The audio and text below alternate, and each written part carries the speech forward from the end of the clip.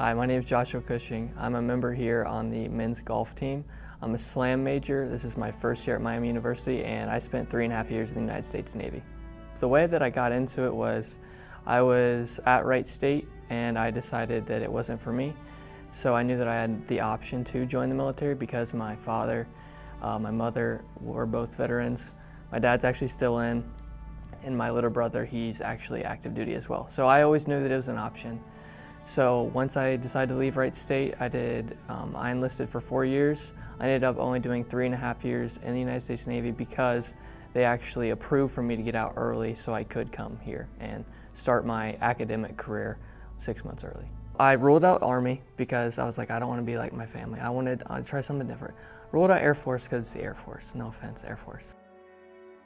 I ruled out the Marine Corps just because I don't know, I didn't really even think of it as an option at the time. So my only option was the Navy. And growing up, I've always kind of liked the beach and the ocean, as well as I've always kind of been fascinated with just boats and the whole nautical theme of it all. So, you know, I decided that that was definitely my only option really.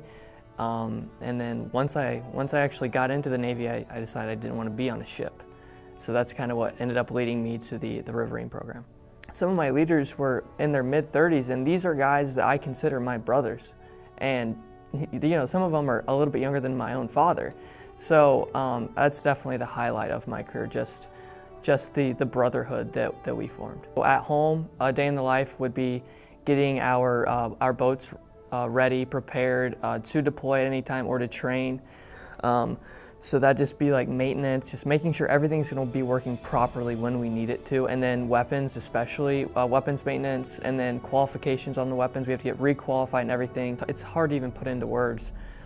You know, at the time, there's a lot of things that we got really, we got pushed around a lot, and because we were the only people that could do our job. So at the time, you know, it felt like really stressful, and it was tough to really take it in and see the good out of it. But now that I'm done, you know, I can see and I can feel just like how good it feels to be able to say, like, you know, I was in the Navy, you know, I served my country, you know, I have been a part of something much larger than myself, and it's just, and especially like now, like with my whole family being in, it's almost like it's like a family tradition. I wouldn't consider myself a hero. It'd be more like, you know, all of the military, they are the heroes. Like the entire United States Navy or the Army or the Air Force or the Marine Corps, you know, that as a whole, like those are the people who are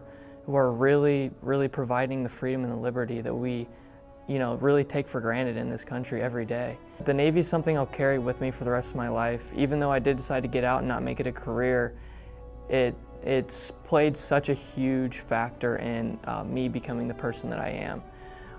It changed me in a lot of ways, and I will be thankful to the Navy till the day that I die.